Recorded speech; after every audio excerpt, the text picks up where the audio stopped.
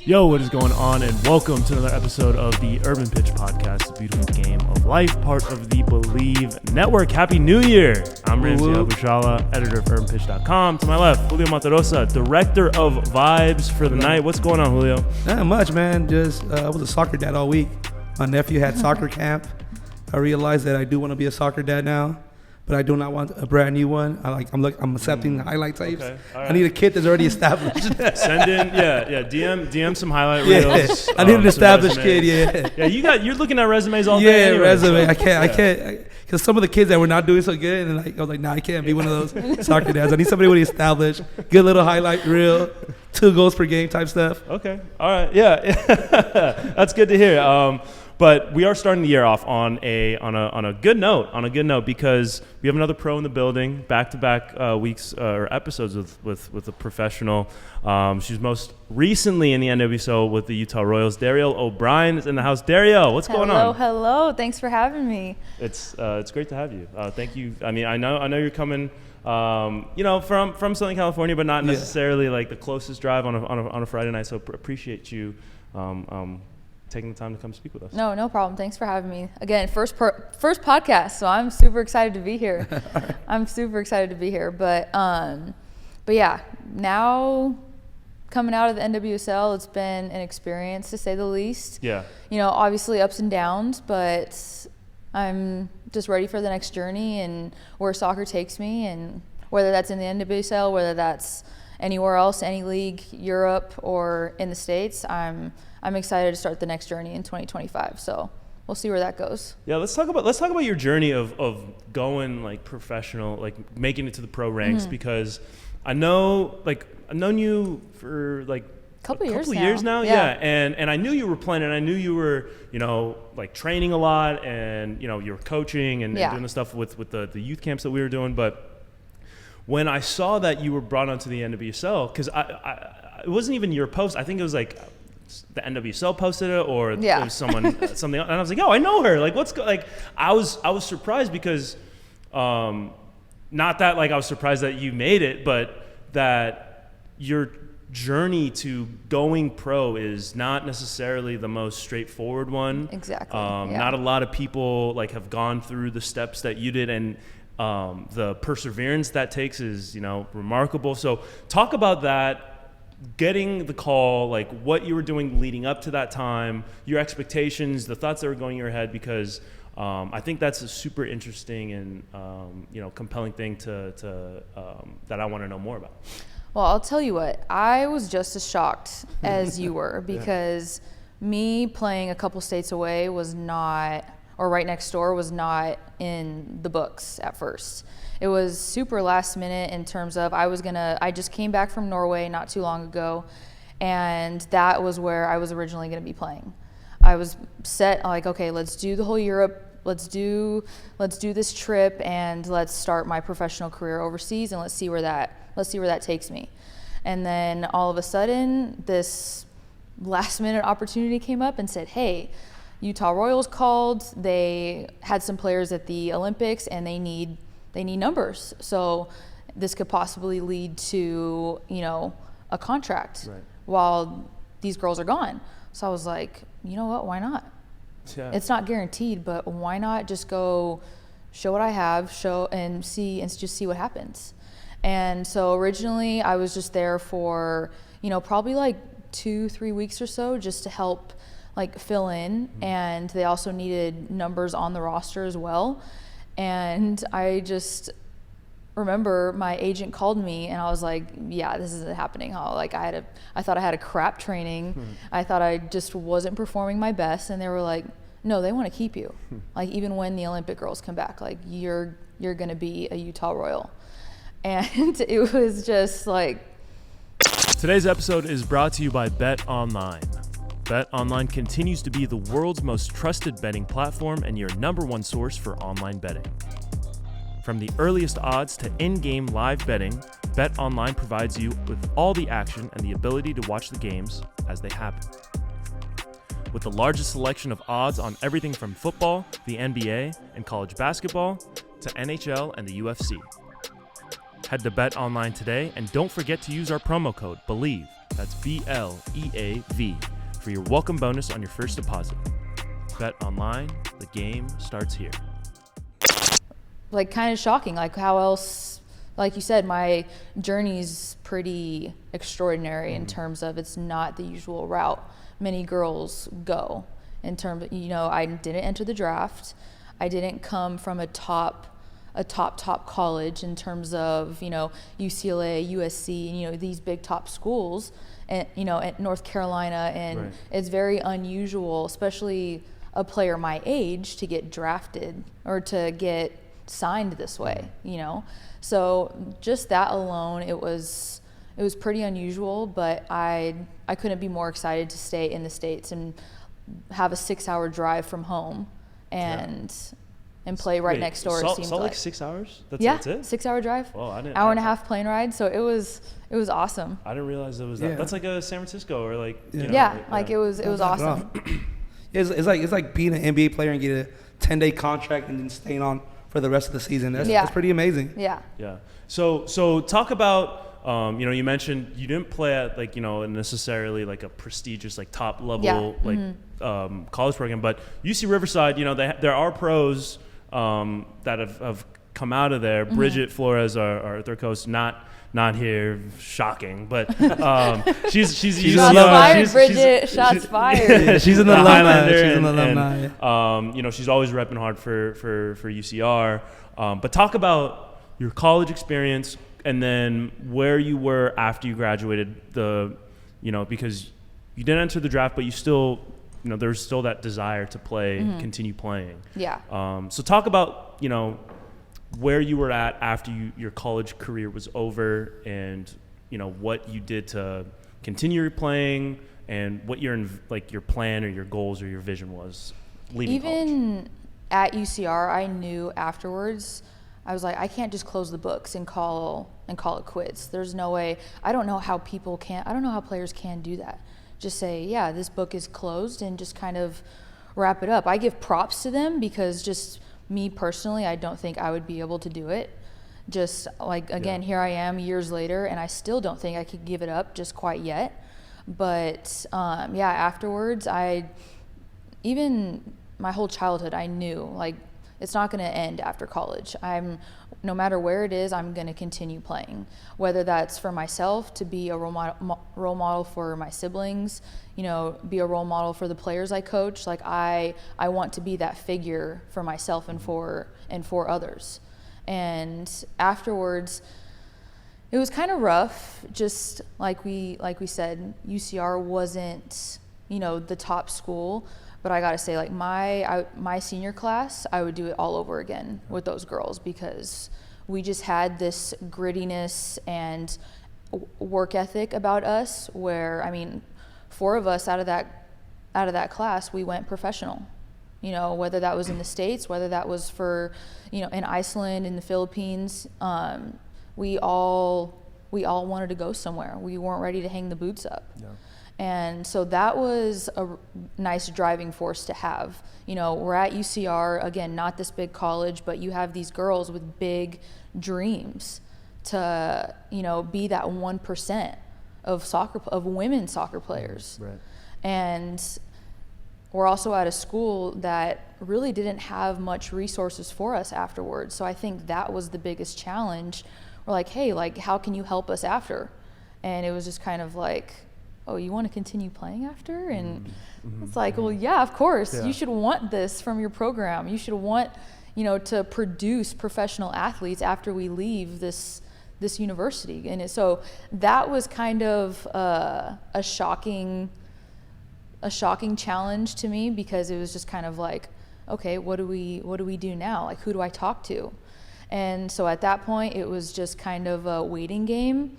Just train until some opportunity comes up and see what happens. And that's really, I played on a semi-pro team. Yeah. And then a couple years later, this guy, Steve Hawthorne, shout out to Steve. Yeah. He becomes my agent and the owner of the team. And he's really been the driving force of my professional career, because without him, I don't know, I would probably still just be a Sunday league average semi-pro player, you know. And that's United City FC. United City FC. Yeah. So That's the team I train with now. That's the Steve's the owner of that team. So that's really I've stuck with that team since I got done with UCR. And ever since then, that we've been through some ups and downs as that team with that team alone. So finally someone that took over and had a dream for us and wants to push women's soccer, I was very fortunate to stick around, and luckily he came in and he was like, what are you still doing here? Like, what? Let's get you somewhere, whether that's in Europe, whether that's here. So again, he's still working on some things for me right now in the off season. So again, we're just waiting to hear some news pretty soon. Yeah, and it's not like going 6 years back where there was nothing really for the women's games, only one league, and then that's it. Yep. There's so many leagues. I know back in the day, I dated a girl play for CSUN. So all they had was that team in Santa Clarita. I think it was called Blue Rush. Blue Heat. Yep. So great squad. Yeah. So great team. They I know they had some national team players there as well. Yeah. But even national team players had to go there just because there was no real outlets. Especially like when it comes to quality. Like you knew when you played SC Blue Heat, you're like, oh damn, this is gonna be a game. This is gonna be this is gonna be a good game for sure. And you know the quality that they had in terms of the coaching and you know the quality of individual players and how they performed as a whole. You know, you look up that roster and you're like, yeah, there's a lot of that's a lot of reputation on that roster. Yeah. And so they hold themselves to a high standard, and you know it's nice to see, but we need more of that across, you know, even in the WPSL, in the you know, in the off-season games, summer games, you know, that's what we need more of here. Yeah. And it just sucks that that's really the only team that you could have went to at that time for high quality. Definitely. But it's nice, you know, United City, now we can compete with that. The girls just played them a couple months ago, and it was a good battle. Yeah. Like I wish I could have been there to be a part of it, but it was actually good to see, like, okay, now we're up there. We're one of the top semi-pro teams in Southern California. Like now we can compete. So it just goes to show how much the game is growing in terms of, hey, we have something here for you in the off season, you know. So it's nice. And you know, there's multiple leagues now. There's WPSL, there's the USLW League, and then the Super League UPSL, coming, UPSL, right. So all these various leagues, both on the semi-pro and the professional level, more opportunities are starting to open up, and you know, like your agent told you, like, what are you still doing here? You know, I feel like there's a lot of players that feel like, you know, whether it's in Southern California, Texas, Florida, wherever there are players, because you know, women's college soccer is still, you know, really high level, and not everyone's going to the NWSL. Not everyone's getting contracts overseas to play in Europe and Mexico, wherever. So there are still players, you know, that might find themselves, okay, like, you know, I still want to play. I don't know exactly where to play. What advice or what lessons did you learn from being in that position and eventually, you know, persevering and, you know, making it to a place where you did get an opportunity to play at the professional level? What lessons do you have? Because not a lot of people stick with it that long. So what are some of the lessons or obstacles that you faced that you feel like were, you know, major life lessons? I think my biggest thing was always being afraid to network and put yourself out there and communicate with other people, because once you start networking, and don't get me wrong, the soccer world is so big, but it's also so small. And once you start putting yourself out there and putting yourselves in situations where, you know, you might not know anyone, but the person that you do meet knows 10 people that can get you to where you want to go. So I think for me, and I'm still learning this, just not being so afraid of what other people are thinking, and if you want to do it, just go do it. And if you want to, and it's also about, like, also you need to put some effort in yourself, right? You need to put yourself out there. You need to do that. It's not just gonna come knocking at your front door and be like, hey, like, here I am, all your dreams are about to come true. But one, you got to believe believe that it's going to happen. You have to still kind of keep that hope that, hey, this is something that I do actually want, so you can put yourself forward and put yourself in those situations. Because I couldn't tell you how many times where, you know, with United City, as I said before, we were going through so many ups and downs, I wanted to throw in the towel. Like, I don't know if I can keep doing this. You know, I thought about leaving so many times, but then if I left, I wouldn't have met my agent now. Yeah. You know, so I think it's, my biggest lesson is not being afraid to put yourself out there.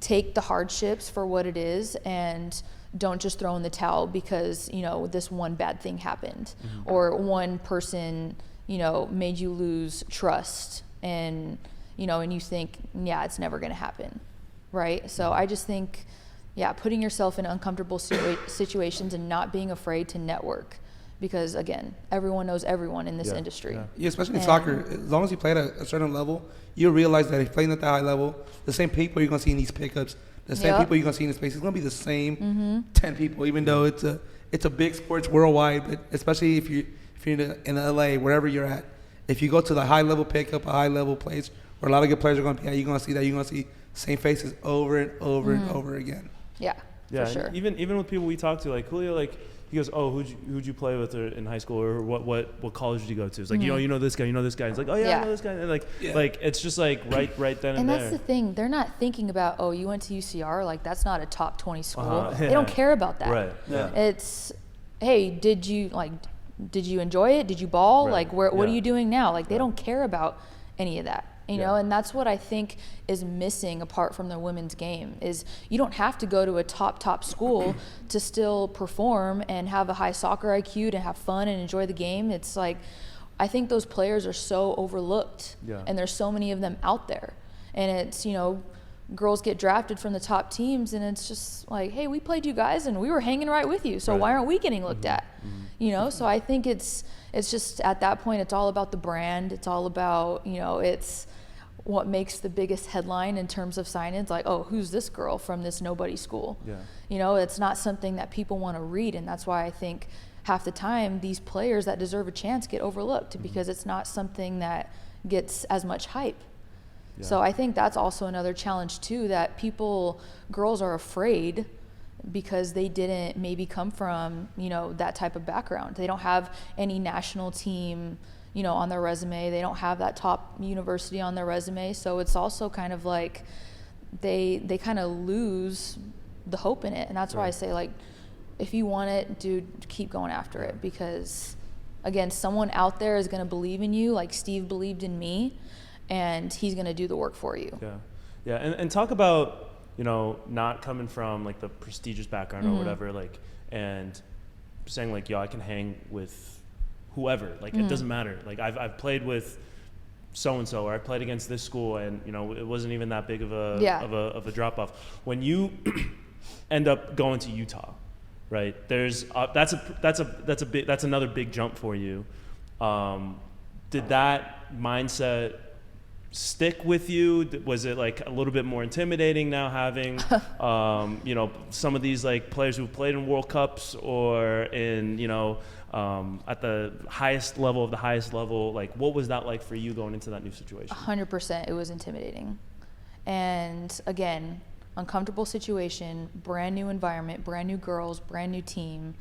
And here I am, what I'm thinking, I'm this nobody from Fontana, California, playing on an NWSL team. Like, what? And again, it's so easy to have that lack of faith in yourself and to give yourself the credit. Like, I'm here for a reason. And whoever has a problem with that, doesn't matter, because I'm here for a reason. And it's so easy to forget that. And I can't lie, I forget that numerous times, on many occasions. And that is what truly gets in the way of me performing my best, is that mental battle right there. And again, brand new environment, brand new girls. And, you know, girls are going to be girls. You know, have some that are really welcoming. You have some that are just kind of like, yeah, you're here, I don't care. You know, and that's cool. But again, it's still very intimidating. And at the end of the day, you're trying to put your best foot forward. You're trying to prove yourself to the coaches, to to the squad and even to the medical staff, to the strength and conditioning staff. You're trying to prove yourself amongst everyone. Yeah. So of course it's intimidating, but I wouldn't have regretted anything. It's taught me a lot, but it was probably the most challenging yet most rewarding opportunity. Mm-hmm. Because again, I went from training, twice to 3 times a week in a team environment, and 2 to 3 times a week with weightlifting. Yeah. And then you just get thrown into like, boom, every day. There it is. Yeah. Every day, 4 times a week strength and conditioning, and food, lunch, breakfast, your schedule's all planned out for you. And that it's amazing, but it's just kind of like, it's a shock, like, damn, like I'm here, this is it. Mm-hmm. Everything's laid out for you to where you have no excuses to not perform your best. Right. Physically. Yeah. So but like I said, it was challenging, but it was so much fun. What is the biggest difference from like preparing for like playing in the pro league compared to playing in the amateur league? Is there a big difference, or is it coming in the same, playing the same type of music that day to day? In terms of like my routine, I'm very big and kind of superstitious in terms of like my playlist is going to be the same. Okay. My vibe is going to be the same. I kind of vary, like, am I going to be pumped up for today, or am I going to be like in my zone, chill? Like it varies day to day. Right. But in terms of like my music and, how I prep, like that's all the same. But I feel like obviously here, training back at home, it's not as threatening. So right. It's a lot more relaxed, and that can be really dangerous because, you get too relaxed, you get too comfortable, Right. Yeah. You're going to have some consequences probably down the road. Yeah. But so again, that's probably like the biggest challenge versus there. It's like, you don't want to show up. All right. Your spot is either, your spot's done. Yeah. Your playing time is 0, minimal to 0. Yeah. So I would say that's the biggest difference coming from there to Utah and Utah back home. Yeah, and you said threatening. That's like a kind of like a fight or flight mentality of like, okay, there's the stakes are a little bit higher, now. Because everyone's good. Yeah. Everyone is either as good, better, faster, more technical. Yeah. Like, just every little detail matters. Mm-hmm. Whether you check your shoulder, whether you play the correct foot, the speed of the ball, the pace of the game, the way how fast that ball gets off of your foot, how many steps you take, every detail matters. Yeah. Yeah. How long did it take you to kind of adjust to the speed, the level? Was it seamless? Were you like kind of trying to find your feet for the first couple of training sessions? What was that like for you, just trying to assimilate to the new environment? Well, just the elevation alone, right. Oh my God, that took me for a whirl because I thought I was coming in fit. I'm like, hell yeah, I'm ready, let's go. And second day, fitness test. We had the beep test inside, and I was dead. I felt like I could not breathe. It felt like a ton of bricks were on my chest. And I'm like, why am I so tired? And I'm like, because I'm at probably one of the highest elevations I'd probably be at. So that alone was a struggle. But once again, you go play anywhere else, you have the biggest advantage. So it's an adjustment period for a little bit, but you adapt, you get used to it. But in terms of being on the pitch and being on the ball, I felt first week it was kind of like, what am I even doing here? Second week it was like, hell yeah, like I belong here. Like this is sick. And then unfortunately dealt with a very long-lasting injury majority of the time. They had missed a small tear I had in my hip. Oh. Yeah, so I was initially, they're like, yeah, we think 2 weeks. We'll give you 2 weeks. And then 2 weeks came up. I'm like, I still can't lift my leg. Why? And they're like, oh no, 2 weeks. And then finally they sent me for an MRI and an ultrasound at the doctor, and they were like, oh yeah, this is gonna be like an 8-week recovery. And so, unfortunately, that took up majority of my time at Utah, which sucks because as soon as I start feeling good and I felt feeling myself and confident, that's when that happened. But And then when I got healthy finally, it's like, hey, we got 2 weeks left. Yeah. And, you know, I kind of missed the high of it all. Yeah. And I would say 80% of my time there was a mental battle because I didn't feel like myself coming back. I felt behind coming in. So I'm like, now I'm injured. Now I'm 8 weeks behind and I have 2 weeks left to be here. Like, I don't stand a chance. And that's exactly what it felt like when I went on the pitch again. Like my whole vibe was off. Who I was as a player was off. My confidence was down. And my 2 weeks, the way I ended, I'd say not what I'd wished for myself. Not definitely what I had planned for myself either. Yeah. And so that's kind of the struggle right now, just getting my confidence back and, you know, like, hey, if that opportunity happens again, not just with the Utah Royals, but NWSL as a whole, you deserve to be there. Yeah. Like, don't let what happened in your journey with one team, you know, be your destiny with another. Right. Whether in the NWSL, Super League, Europe, wherever that takes me. Yeah. Because I'm not ready to hang the boots up for a reason. And it's because I know I can play. Yeah. I know I can play at that level. Yeah. Yeah. At the same time where it's like, okay, the confidence was down because of all that time you missed, and then it's hard to come back. In 2 weeks, it's like, that's my fitness timing, alone. You know? Yeah. But the fact that you were comfortable and that you saw firsthand, because it's always, you know, like, as an athlete, as someone that's competitive, you always think, I can play anywhere, I can do anything. But if you don't see it, you saw it firsthand that, you know what, like, yes, this is the highest, this is for the best league in the world. Yeah. I'm right there, step for step with the people on my team. Some of the best athletes. You know, like, you saw it firsthand. It's one thing to tell yourself that, like, as like trying to convince yourself. Yeah. And then it's easier said than done. Yeah. And then now you've done it. So, like, I guess moving forward, you have that in your head that like, okay, even though it didn't end the way that I wanted it, there was that, at least, that, you know, I proved myself at this level. So. And I think another part too, if any other footballer does, you know, have the same or similar journey that I do, I am a player and a person that dwells on mistakes. I thrive on being a perfectionist. And that's probably one of my biggest flaws, because it's nearly impossible to be that type of player. And I mean, I will flat out say it, it's one of my downfalls, and possibly one of the things that holds me back, is because I will still continue to think about that one mistake that everyone else forgot about. Right. But it still affects me passes and touches later, you know, and everyone's gonna mess up. Everyone is. Yeah. Like, it's inevitable. So if you have this perfectionist idea of you as a player, you're never going to reach it, and you're constantly going to be disappointed in yourself. Yeah. And that's not how you want to play. You want to play free. You want to play fun. You want to enjoy it. That's why you're doing it in the first place. You want to have the best job in the world. Yeah. And that's to have fun with it. Accept what happens and move on. Because, again, no one else is thinking about it but you.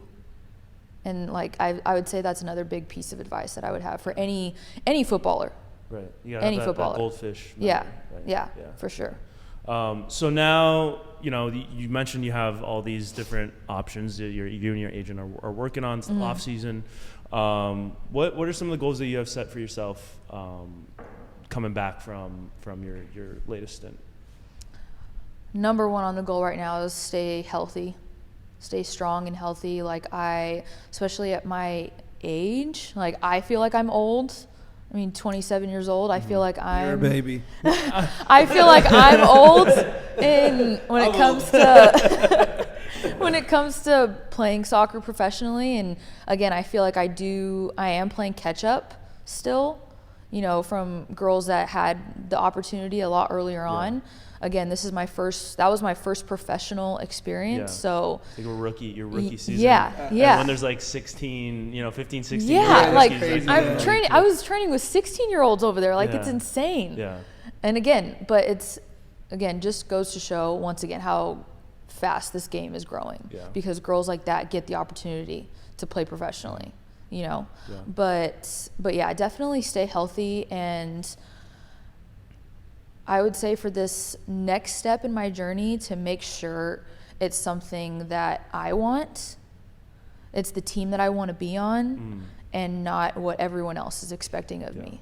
And not, you know, to go play in Europe because it's Europe and, you know, it's the soccer destination. But no, I want to go where I want to go that makes sense for me. And what my body is ready for, in terms of I want to play. Like I don't care about being part of a league and I'm sitting on the bench. I don't care. Like that doesn't matter to me. What does it matter if I'm in the NWSL if I'm warming a seat up and warming up every 15 minutes just in case someone gets hurt? Like it's great to be a part of it, but at the end of the day, any soccer player wants to be on the pitch. They want to get the minutes. They want to play. And that doesn't mean, hey, you give up because you're not getting minutes and you don't compete. But again, there's also that, be real with yourself. Be realistic in terms of, you know, what team and coach is going to give you the opportunity to showcase yourself, you know, and still develop you as a player, not plateau, not be stagnant in who you are as a player, but who's going to give you those minutes and still, you know, contribute to your playing. The right situation is almost as important as anything, because you could walk into, you know, you could see it as a great opportunity, but then you get there and it's like, okay, you know, the team's in disarray, front office is going crazy, like, it's a what did I walk situation. into? Yeah, exactly. And then, you know, especially if that's your first taste of being a pro, like, that's all you want to concentrate. You're there to play. That's all you want to concentrate on, not all this other, you know, this crap going around you. Let's be honest. You hear stories of like rookies who play on like a dysfunctional team, and then they go somewhere else and you're like, whoa, is this what it's like? We just had Robert last week, and when he was he went from playing first division Mexico going to second division right here in the U.S. He's like, yeah, I just wanted an opportunity where I got a chance to compete for playing time. He's like, I didn't want to just start right out the way. I just wanted to compete for a spot, and sometimes that's all you need. You just need a chance to compete for a spot and show that you could play at that level. Yeah. So what would be the dream team, the dream jersey? I know you're a United fan, but like I'm a United fan. Here we go. Again, realistic, right? Realistic. Sure. Right now, I don't really think I have like this is the team I want to be on. You know, I don't really have like that mindset. It's, again, I just want, for me, it's, do I fit in with the team? Do I fit in with their playing style, their tactics? Do I vibe well with the girls? I think that's a very underrated look over, is how well you vibe with the girls. Vibe is a very big, you know, it kills, it makes, director of vibes right here. Like it kills or makes something, right? It's like, because you could be having the crappiest season, but if you got a good locker room, it honestly makes a night and day difference. What was the vibe like in Utah? Because I know you said there's like some people that were welcoming, other people that were a little more standoffish. What was that vibe like? Overall, I loved it. Overall, like, you have those the couple sour ones. It's like, all right, like I don't need to deal with you. Like, I'm just gonna do my thing, whether you like it or not. And it's like, you're not gonna get rid of me. Like, you're not in charge of that, you know. So it's, you take it for what it is, because all the other good just overpowers all that. Like, I made some really good relationships in Utah, on and off the pitch. And one I still talk to, Shay Merson, love you. She's like, me and her kind of went into the same situation together, and then we both got signed together. And so like we kind of went through the same journey. And like when we both got done, we were like, okay, what now? Like, you know, we were both kind of sad because she's still in Utah, and she lives over there. But it was just kind of like a surreal moment. Like, dang, I kind of made a best friend out of this and kind of got to share this journey with her. And no one else is really going to understand that, you know, how unusual our journey was and how it happened. And so that's definitely a friendship and memories that we, you know, matcha dates, coffee dates, those are the girls that you want around you, that make it, that you vibe with. You know, and at the end, like, we could have, you know, a little kickback at one of the girls' apartments, and, you know, everyone's having a good time, and no matter what we're doing, like, it's a good time. There's no loners, no one's treating you like, why are you here? It's a good time, and those are the girls that you want around you on and off the pitch. You don't just want a good teammate off the pitch, and then in the locker room they're like, piss off. You know, you want that good camaraderie around you 24/7. And I think in Utah they did a really good job of that, and I was excited to be a part of that too. That's good to hear, because like it could have been a complete, you know, 180 where you know, you walk in and like it's, because you again, you hear the horror stories where girls go to other teams and not one single person says hi to the new girl, you know, and it's sad, but it's just like, okay, who treated you like that, and why you're treating me like that, you know? It's the new girl always got treated like that, so it's just like, just cut it, like come on, you hated it, so why are you doing it to me? And I think that's probably a cycle that, you know, the women's game needs to break. Maybe on the guys' side it's the same way, but it's just like, you guys are all in that locker room for a reason, whether you agree with it or not, you're all there for a reason. And it's just put the pride aside, put the ego aside, and get to know the person next to you. And I always think we need a little bit more of that. And I think the new CBA kind of, with like approving trades and, you know, free agency. No draft. And then no, so it's like you're not really forced to go anywhere. And, you know, you can kind of get the lay of the land beforehand if you have like an option, like an offer of like, hey, like, you know, because like you said, everybody knows everybody, and so like, hey, what's especially in NWSL, like? NWSL, small that's world, even smaller, you know, like group of you know, elite, you know, players. So there's the vibe at this team, like you don't really want to go there. This team, you know, yes, like this is green flag team, red flag team. So, and I think it helps too that Utah, like, they were new. They were expansion team. You know, too, they were like they were around before, didn't work out, but now so I think that definitely helped as far as how the locker room went, especially when they didn't have a good first half of season, and they kind of trauma bonded the first half of season, I would say, and then, you know, going into the second half, I think that squad and what Jimmy, the now the head coach, did in such a short amount of time as far as success, really strong end. I think it was a really good positive end, you know, to their first season back. So and that fan base is pretty strong too. At the Rio Tinto Stadium, and you know, they really wanted their team back, and it showed that they did. You know, the fan attendance numbers were pretty good for this season too. So I'm glad that was at least a decent, like, off the pitch experience, because, you know, going through that on both fronts, like that's, you know, such a, and you kind of expect to, like, even when you're hurt, like, you're not really a part of anything, so to speak. But some days I would feel that, but again, is that me in my own head, or is that like I'm getting FOMO because I'm not out there? You know, that's just me being me. Like, oh, like I'm not out there, so I don't deserve to be there. I don't deserve to be here type thing, you know? So that's just my mentality, but that's really not what the situation is. It's just your mind getting the best of you, and like, no, you're still a part of the squad. Again, your journey just looks a little different, but you deserve to be there recovering in the weight room, on the pitch, however that looks like, and you're there. And again, the girls would ask me, like, oh, like, how are you doing? Is there any updates? And they would tell me what's acceptable and what's not in terms of, I'm like, I don't know how any of this goes. Like, is this how it's supposed to be? They're like, yeah, no. Like, they're telling me, like, no, like, say something. You know, so they're also advocating on my behalf, which is nice. Just kind of showing you the ropes and letting you know, like, okay, this is what you should expect. This is what, because, you know, you walking into a new situation like that, it's they're like, no, you need to remember you're a professional athlete and you deserve the highest quality of care.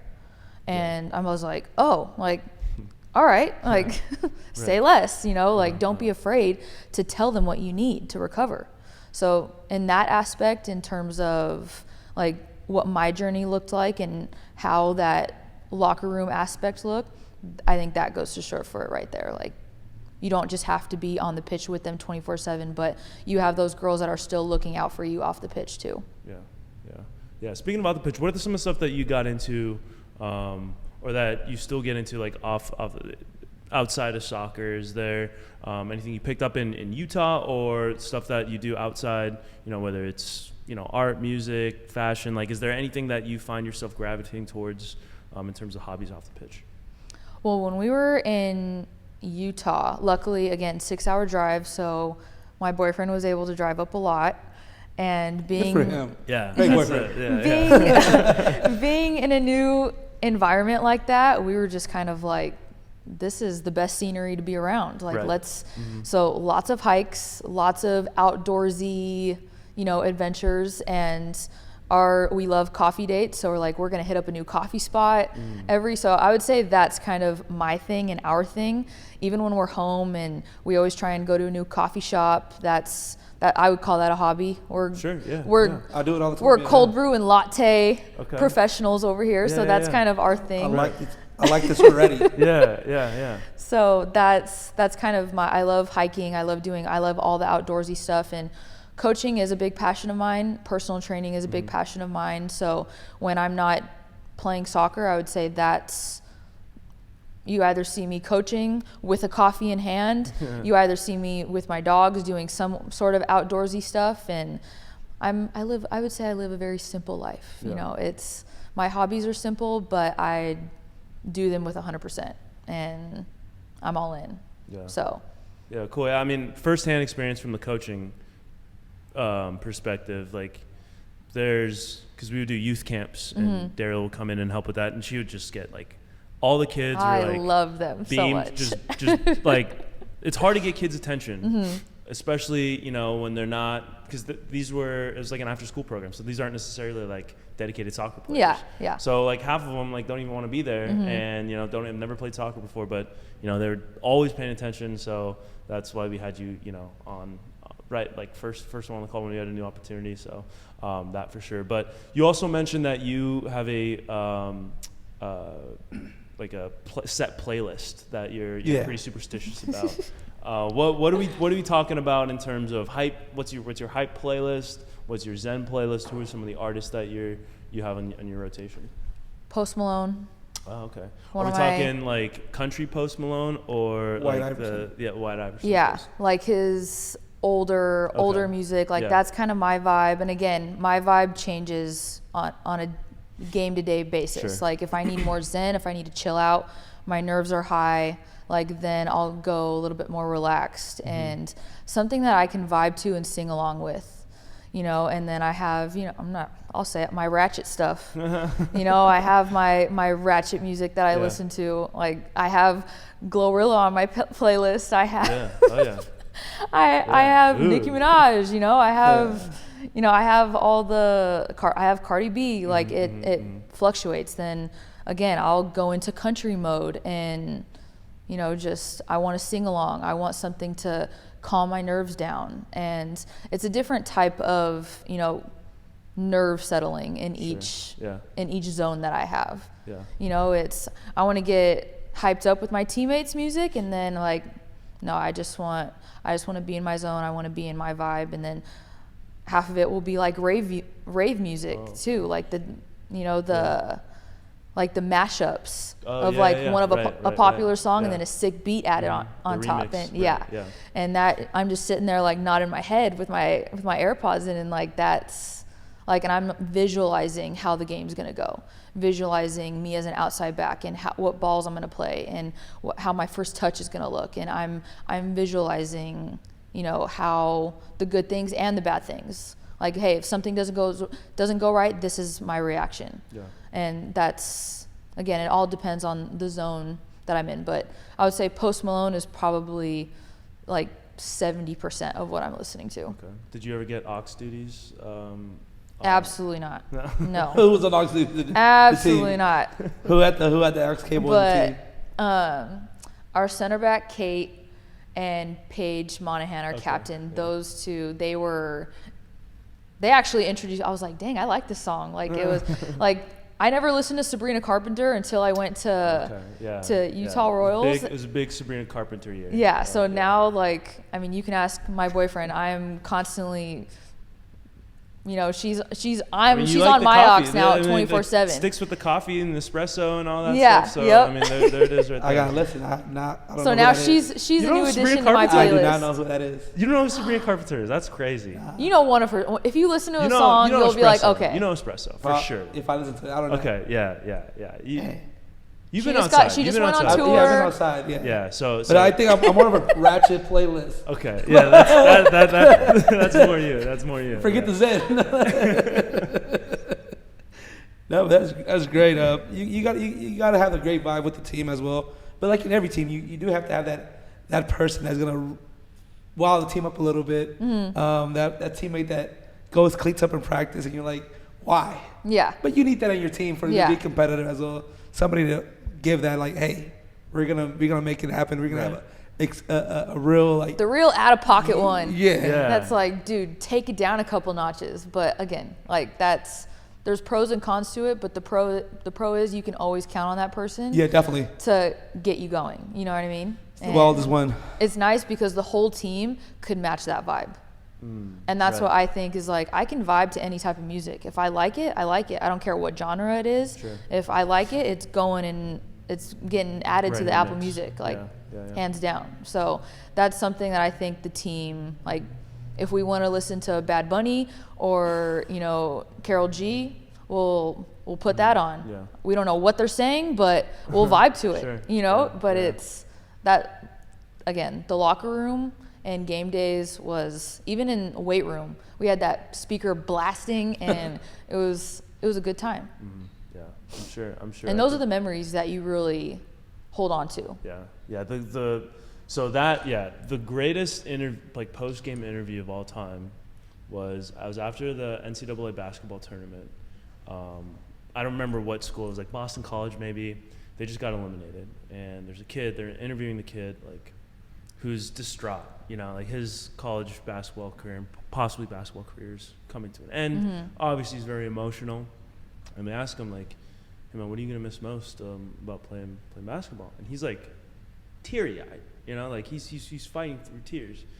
And, like, you know, he calms himself down, like, musters up strength to speak clearly, and goes, eating out with the boys. Man. Yeah. Like, and, like, it's definitely the greatest, like, because it's the truest thing ever. Like, those are the stuff. It's not like the moments of victory on the field or, you know, practice or whatever. It's like just being around your teammates, hanging out with them, bus rides, going out to eat, like doing all that stuff. That's the stuff that you miss, the camaraderie the most. So. Because at the end of the day, like, you are with these people 90% of your life. Yeah. Definitely. Like, you eat, sleep, and breathe with them, play with them. Like, it's crazy how much you kind of don't have a choice. It's just like, we might as well have a good time if we're going to spend this much time together. So it's like, let's not take this so seriously when we're not on the field. Yeah. Like, let's enjoy each other's company, and let's go out to dinner. Let's go out to lunch. Let's go to that coffee spot, you know, like, why not make those memories instead of just, hey, we're only teammates and that's it? Because at the end of the day, like, they're going to be the only ones that truly understood what you went through. They're going through the same pain as you are, you know, through a beep test, through the not so good days. Yeah. Like, they are really the only people that are going to understand. Right. And you can't get that anywhere else besides your squad. Definitely. Not every player plays from is from the state they're playing at. Mm-hmm. So explore the city, explore the state, be part of the community, because these people are going to support you. Right. Eddie Segura from LAFC, he was hurt all last year. Mm-hmm. And I feel like every player appearance, he was the one there. Mm-hmm. He was showing up to wherever it was, either East LA, DTLA, wherever it was. He was part of the community, and the fans love him for that. So you have to be that player that you're far away from home. You have no real friends. Your friends are going to be your teammates. Explore that city. Be part of the city. Be part of the community. So that's always great. Yeah. And I think, again, that's another, you know, I'm pretty sure these girls have done it like so many times already. They're used to it. But I loved being part of the community. Yeah. I loved showing face and seeing, you know, this little girl run up to you and ask for your autograph. And because again, like, they're looking up to you. They're not looking at, you know, someone, just some random girl, and secretly in the back of your head, you're like, I don't want to be here. You know what I mean? Right. Like, no, this little boy and girl are excited to see you. You know, like, this is what they look up to, because they're hoping one day that they're in your shoes. So it's like, just go show face. You know, it's, yeah, we do this job day in and day out, but we don't do it for long. You know, like, it stops just like that. And we know injuries or retirement, Definitely. like, we know it ends right there, so fast. So it's like, just go out there, put on a smile, and just try and find like the joy of doing those things with the community, because at the end of the day, they're the ones buying the tickets, they're the ones supporting you. And if we want to grow the women's side of this game any more than we are now, the community is the number one for sure. target, I would say, Yeah. because they're buying the tickets. Right. The ones They're the one, they're the ones They pay generating all of that. Yeah. So it's like, if you don't want to do that, if you don't want to show face, why are they going to go watch you play? Right. You know, so I think it's a very give or take topic. Like, you need to do that interaction with the community, because one, if they're there watching you, the least you can do is, you know, go take a picture, sign an autograph. You know, I loved it. Yeah. That's what I tell Ramsey when we go to these games. Take a shot with the fans, bro. I couldn't do that, but Ramsey, I'll let you do that. Ramsey, you gotta do that. I can't be the only one taking shots with random people. So I'm not even gonna say the situation that this guy had us in, where I was trying to stay professional, but you know, like, there's a line between being professional and having a good time, and you know, we tread that line very, you know, we tiptoe it. Sometimes we cross it. Sometimes, you know, we stay day-to-day basis. Yeah, exactly. There you go. Sometimes you need the zen. Sometimes you need the ratchet. So it's a push or pull. He was on the ratchet zone. You were on zen mode, huh? For sure. I mean, I guess so. Yeah, you need the yin to the yang. Yeah. So, but listen, Darielle, thank you so much. This has been really great conversation, and I know that there's still more in stock for you, because you know you've been working hard for all this time, and this is just a start. So. We'll be paying attention to you. We'll be keeping, you know, tabs. And love it. We do have, I don't want to jinx it, but we do have a boost that tends to happen when you interview professional players on the podcast. Tennis score. You know, it could be a week from now, 2 weeks from now, 6 months from now. We're still going to take credit for it. For sure we are. So I hope you don't, you know, take too much. I hope that you can accept that, because we're going to be, no matter what it is. I'll give you guys the credit for sure. Yeah, for sure. But Steve will be first, but close second. Of course, close you know, second. he's giving you the opportunities, like, you know, sure. Well, you need an interview like this.